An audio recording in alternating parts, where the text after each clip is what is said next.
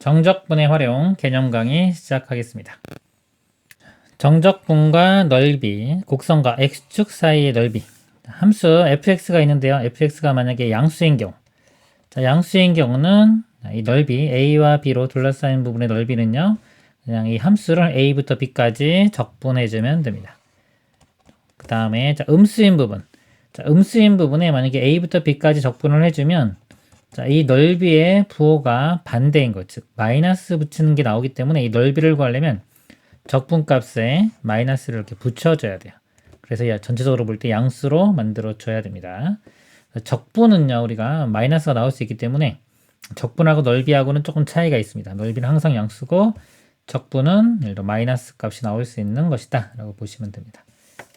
자, 그리고 보면요, y는 ax n제곱, 자, 이런 형태에서 이 a하고 b하고의 넓이 비, 다음 수 예를 들어 y는 ax n제곱 그래프에서 다음 넓이 b가 성립한다. a 넓이하고 b의 넓이, 이 넓이 b가 n 대 1이다. 예를 들어서 y는 x제곱이 있다고 볼까요? 이렇게. 자, 2차 함수입니다. 자, 2차 함수인데 y는 x제곱으로 이렇게 볼게요. 자, 0부터 1까지다 그러면 1 대입하면 1 나오고, 그럼 전체 넓이가 1이 되고요. 1. 그 다음에 여기 n이 2에 해당되기 때문에 넓이 b가 2대 1이 돼요. 2대 1. 그래서 전체 3분의 1에 해당되는 게 이쪽 넓이. 이쪽 넓이가 3분의 1, 이쪽 넓이가 3분의 2 이렇게 된다는 이야기입니다. 네, 이거는 뭐 꼭 외워야 되는 건 아닙니다. 상식으로 기억했다가 기억 남은 쓰시고 안 되면 그냥 계산하시면 되겠습니다. 다음 내용 보겠습니다. 그래서 일반적으로 S1, S2 넓이를 더하라 그러면 이게 양수인 구간이 있고 음수인 구간이 있죠. 양수인 구간은 그대로 적분을 해주면 되고요. 그러니까 음수인 구간은 마이너스를 붙여서 적분하면 됩니다. 그래서 A부터 C까지는 그대로 적분하고, 그 다음에 C부터 B까지는 마이너스 붙여서 적분을 하면 돼요. 자, 이렇게 되고, 이거를 만약에 그냥 하나로 표현만 하는 겁니다. 표현할 때는 절대값을 씌워주면 돼요. 함수에. 그럼 여기가 접어 올려져서 이렇게 되기 때문에 이걸 적분해주면 됩니다. 적분했을 때가 그냥 넓이와 같아집니다. 그래서 절대값을 씌워서 A부터 B까지 적분하면 된다. 자, 근데 이거는요, 표현을 이렇게 했을 뿐이지 실제 계산을 한 번에 할 수가 없습니다. 실제 계산하려면 다시 이 형태로 나누어서 풀어야 됩니다. 그래서 표현은 이렇게 하고 실제 계산할 때는 각각 다 나누어서 계산해야 된다. 이렇게 보시면 되겠습니다. 곡선과 y축 사이의 넓이.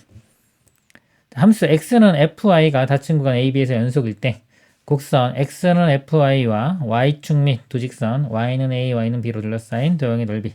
자, 이 넓이입니다. 이 넓이. 자, 이 넓이는 이제 적분을 y 입장에서 하는 거예요. 이렇게 적분을 해갑니다. 그리고 이제 함수가 예를 들어서 y에 얼마를 대입했을 때 나오는 값, 함수값. 자, 이 값이 이제 x값이 돼요. x는 fy가 되고, 원래 적분이라는 게 이렇게 잘라가지고 다 더하는 겁니다. 이렇게 이런 식으로 직사각형으로 짧게 잘라가지고 했다. 그래서 여기 짧은 요 거리가 dy가 되는 거죠. dy, 이쪽이 x가 되는 거예요. 그래서 x 곱하기 dy가 작은 직사각형 하나의 넓이고 이것들을 다 더한 겁니다. 그래서 여기 dy 있고 x에 해당되는 게 fy 이렇게 되고, 그 다음에 이게 음수일 수도 있죠. 이렇게 그러면 양수로 만들어져야 되기 때문에 절대값 씌워줍니다. 그래서 이거를 a부터 b까지 적분하면 되겠습니다. 보통 역함수 할 때, 우리가 역함수 문제를 풀 때 어떤 함수가 주어졌을 때 그거를 y는 x 대칭해서 구해도 되지만은 이 x축, y축을 바꿔서 생각해도 됩니다. 그래서 역함수에 관한 이런 문제를 구할 때 이거를 이용하면 되겠습니다. 다음 내용 보겠습니다. 두 곡선 사이 넓이. 예를 들어 fx가 이렇게 있고요. gx가 이렇게 있습니다. A부터 B까지 이렇게 잘라서 둘러싸인 부분의 넓이를 구하라 그러면요. 이거를 이렇게 위아래가 이제 바뀌는 대소가 바뀌는 지점이 이제 교점이 C이기 때문에 구간을 A와 C, 그 다음에 C부터 B까지로 나누어서 풀어야 됩니다. A부터 C까지는요. 여기서 보면 F가 더 크죠. 그래서 F에서 G를 뺀 다음에 적분을 하고요. F에서 G를 뺀 다음에 적분해야지 이 넓이가 나옵니다. 자, 이것도 어떻게 생각하시면 되냐면 이 f를 적분하면 요만큼 넓이가 돼요. 자, g를 적분하면 요만큼이죠. 이거를 뺀다라고 생각하셔도 되고요. 좀 더 좋은 방법은 우리가 이 적분이라는 게 원래 이걸 잘라가지고 이렇게 직사각형들의 넓이의 합입니다. 작은 직사각형들. 근데 가로 길이는 dx가 되는 거고요. 이 세로 길이가 두 함수 값의 차이예요. 그러니까 이게 f가 더 크니까 요 길이가 fx 빼기 gx가 된다. 그래서 자, 여기 작은 직사각형의 가로 길이 이게 높이라고 보시면 되겠습니다. 그런 식으로 이해하면은 바로 이거를 우리가 넓이로 이해할 수가 있을 겁니다. 다음에 C부터 B까지는 G 함수가 더 크니까 C부터 B까지는 G에서 F를 빼서 적분을 하면 되겠습니다. 자, 이렇게 계산하고 이것도 만약에 이렇게 표현을 누가 더 큰지 모를 때는 이렇게 절대값을 씌워서 적분을 하면 됩니다. 이것도 표현만 이렇게 했을 뿐이지 실제 계산할 때는 이렇게 직접 다 나누어서 계산을 해야 됩니다. 다음 내용 보도록 하겠습니다. 등적 공식. 자, 그러면 x축에 있고요. f 함수가 있는데 예를 들어 둘러싸인 부분이 자, 하나는 양수가 되고요. x축 양수인 부분하고 둘러싸여 있고 f의 음수인 부분하고 둘러싸여 있다 그러면은 자, 이 넓이가 만약에 같으면요. 어떤 특징이 있냐면 자, 넓이가 같으면은 자, 여기서부터 여기까지 적분한 값은 S1이 나오고요. 베타부터 감마까지 적분한 값은 마이너스 S2가 됩니다. 근데 S1과 S2가 같기 때문에 이거 두 개를 더하면은 0이 되죠. 결국 알파부터 감마까지 적분을 해주면 적분값은 0이 된다는 성질이 있습니다. 그래서 넓이가 만약에 같다면 자, 같다 그러면 알파부터 감마까지 적분한 값이 0이다. 자, 이걸 이용해서 문제를 풀면 되겠습니다.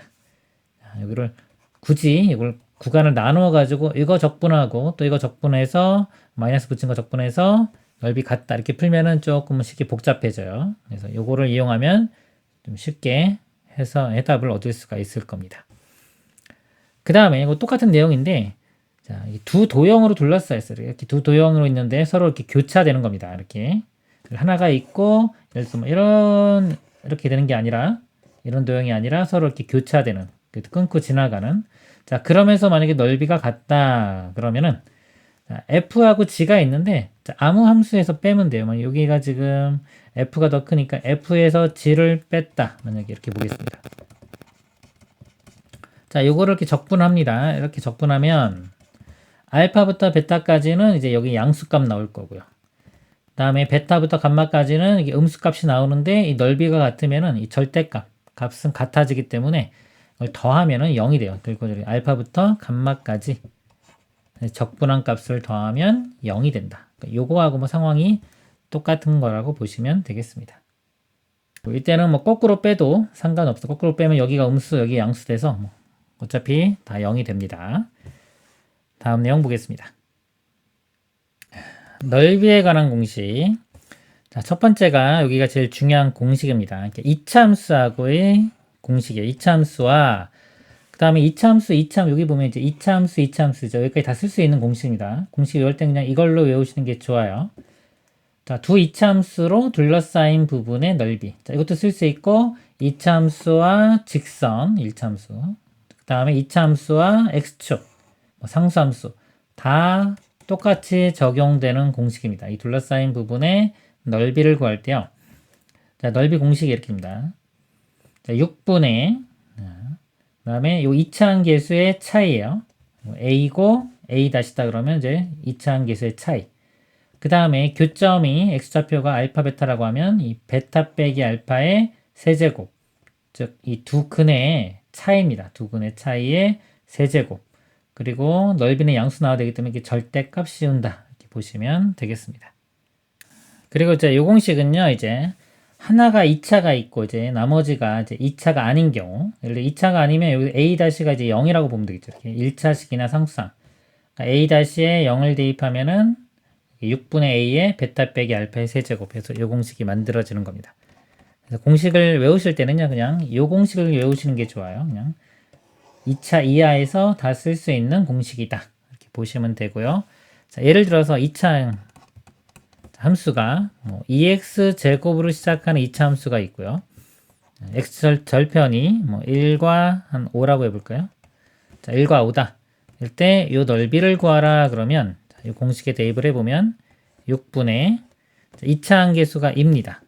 2에 자, 두근의 차이, 베타에서 알파 뺀 거, 5 빼기 1은 4가 되겠죠. 이거의 세제곱. 이렇게 계산하면 됩니다. 그럼 약분되면은 3이고, 3분의 64. 넓이가 3분의 64다. 이런 식으로 이제 공식을 이용하면 쉽게 계산할 수가 있겠습니다. 가장 많이 이용되는 공식이다. 꼭 암기하고 2차 나오면은 꼭 이용하시길 바랍니다. 다음 내용 보도록 하겠습니다. 그 다음 공식은요, 이제 3차에서 나오는 공식입니다. 3차가 있고요. 그 다음에 여기 접선이 있어요. 이제 접선일 때만 해당되는 공식입니다. 3차가 이렇게 있고, 뭐 x축과 접해도 되고요. 임의의 직선하고 이렇게 접해도 됩니다. 이럴 때 공식이요. 만약에 또 x축과 만나는 것 또는 직선하고 만나는 점의 x좌표를 알파와 베타라고 하면요. 이 공식들이 다 이 간격하고 상관이 있어요. 베타 빼기 알파와 상관이 있다 이렇게 보시면 됩니다. 그래서 넓이가 공식이 12분의 이거는 3차 항의 개수입니다. 3차 항의 개수에 베타 빼기 알파의 4제곱 이렇게 돼요. 아까 2차 같은 경우 2차는 공식이요. 비교를 해보면 6분의 였습니다. 6분의 a의 베타 빼기 알파의 세제곱인데 이 세제곱보다 한 차수 큰 4제곱, 4제곱이 되고요. 그 다음에 이제 분모가 6에서 12로 바뀝니다. 그래서 이렇게 공식이 되겠습니다. 그래서 자, 이 공식까지는 암기를 하셔야 됩니다. 3차에서 접할 때의 넓이 공식이다. 다음 내용 보겠습니다. 그 다음 공식은 이제 4차 함수. 4차 함수가 있을 때요. 이게 동시에 이렇게 접하는 직선. 자, 직선이 있을 때 또 여기 직선과 4차 함수가 둘러싸인. 자, 이 부분의 넓이를 구하는 공식. 자, 이거는 이제 분모가 30이 되고요. 최고차항 개수, 4차항 개수가 쓰이고, 그 다음에 베타 빼기 알파 마찬가지로 두근의 차, 그 다음에 여기가 차수가 또 5차가 돼요. 4보다 하나 더 큰 5차다 라고 보시면 되겠습니다. 자, 이렇게 되고요. 이 공식은 꼭 뭐 외워야 되는 건 아닙니다. 이건 자주 쓰이면 외워야 되겠지만 제가 볼 때는 그렇게 자주 쓰이지는 않거든요. 그래서 크지 뭐 이렇게 외울 필요까지는 없을 것 같아요. 근데 혹시 뭐 아까 그 앞에 있는 공식과 연관 지으면은 분모가 아까는 뭐 6, 10이었는데 지금 30 이렇게 커졌고 차수 하나만 더 커지는 거기 때문에 뭐 외우기가 그렇게 어렵지는 않기 때문에 외워지는 학생은 이용하시면 되겠습니다. 다음 내용 보겠습니다. 그 다음 공식은요, 이제 3차 함수에서 자, 3차 함수의 요 가운데 변곡점. 요 3차 함수는 이 변곡점에 대해서 서로 점대칭 도형입니다. 자, 변곡점을 지나는 직선에서의 요 넓이에 해당되는 겁니다. 공식이 또 절대값 있고 4분의 a의 베타 빼기 알파의 4제곱. 공식들을 보면 항상 이 최고차항 계수가 이렇게 쓰이고요. 그 다음에 3차면은 이 베타 빼기 알파의 4차 하나 더 큰 차수 이렇게 들어가고, 그 다음에 여기서 분모가 4로 나눈다. 이렇게 분모만 좀 잘 기억을 하시면 좋을 것 같네요. 자, 이것도 꼭 외워야 되는 공식은 아닙니다. 참고하시면 될 것 같고요. 자, 2차 함수의 분석. 곡선의 접선의 교점 P. 자, 여기서의 접선과 아래서의 접선의 교점을 P라고 하면 P의 x좌표는 두 접점의 중점의 x좌표 같다. 자, 이 접점이 있죠. 이 접점의 중점. 요 점의 x좌표와 P점의 x좌표는 같다라는 성질이 있고요. 곡선은 교점 P와 두 접점이 중점을 이은 선분을 이등분한다. 자, 이렇게 이어보면요. 이 곡선도 그려보면 자, 이 만나는 점이 자, 여기 길이가 서로 같다라는 건 이런 특징이 있다는 겁니다. 3번 두 접점을 이은 선분과 두 접선으로 만들어지는 삼각형의 넓이. 자, 이 삼각형의 넓이는 또 절대값에 4분의 a의 베타 빼기 알파의 세제곱 이렇게 된다. 이것도 2차 함수기 때문에 그러면 이 차이의 세제곱 이것도 하나 더 크죠. 이런 공식이 있다. 이것도 뭐 꼭 외워야 되는 건 아닙니다. 참고하시고요. 그 다음에 4번 그림과 같은 곡선은 3위 삼각형의 넓이를 2대1로 나눈다. 자, 이 삼각형 넓이가 있고 이제 곡선을 그었을 때 이 곡선으로 둘러싸인 이쪽 부분 넓이하고 나머지 부분 넓이가 이제 2대1이 된다는 겁니다. 다음 내용 보도록 하겠습니다.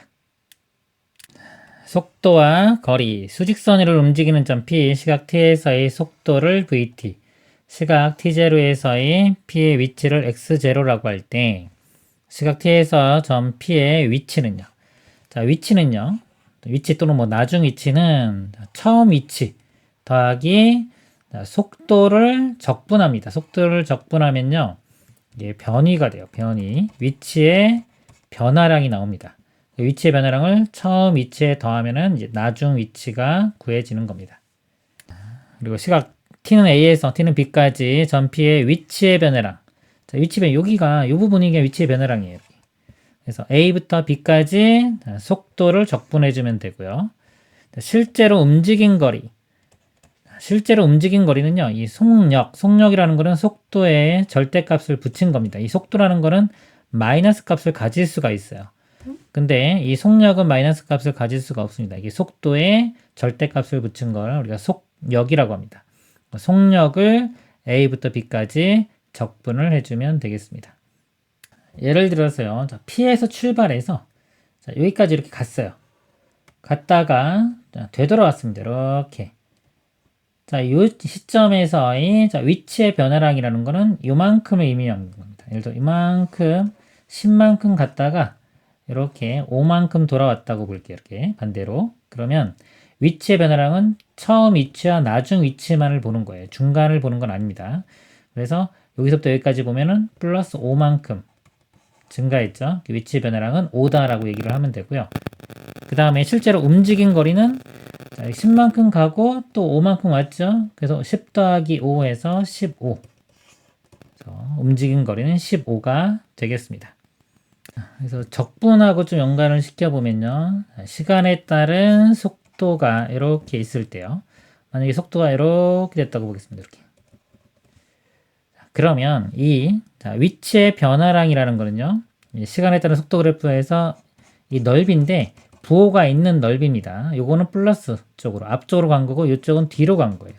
예를 들어 여기가 10m 이렇게 앞으로 간 거고 요 넓이가 만약에 5라고 하면 5만큼은 뒤로 간 겁니다. 그래서 이 속도를 적분해 준 거, 위치의 변화량은 그냥 일반적인 우리가 함수를 적분해 준 거고요. 그 다음에 이게 절대값 씌우면은 우리가 이렇게 접어 올리죠. 그래서 넓이를 구할 때 우리가 함수에 절대값을 씌워서 적분하잖아요. 똑같은 겁니다. 실제로 움직인 거리는 속도를 절대값 씌워서 이걸 속력이라고 합니다. 속력을 적분하면은 실제로 움직인 거리가 나오겠습니다. 그때는 이제 이것도 10, 얘도 그냥 플러스 5로 계산이 돼서 넓이를 구한다. 그래서 움직인 거리는 넓이를 구하는 문제라고 생각하시면 되겠습니다. 그리고 위치의 변화량 이거는 그냥 적분 문제다. 이렇게 보시면 되겠습니다. 위치를 미분하면 속도가 되고 속도를 적분하면 다시 위치가 됩니다. 다음 내용 보겠습니다. 다음 내용은요. 자, 역함수에 좀 관련된 문제입니다. 문제를 좀 보면 fx가 이렇게 주어졌을 때요. 만약에 요 값을 구하라고 문제를 냈습니다. f 역함수에 2부터 10까지 적분한 값을 구하라. 자, 이렇게 나오면요. 자, 이거를요. 원래 함수를 이용을 해서 넓이를 구할 겁니다.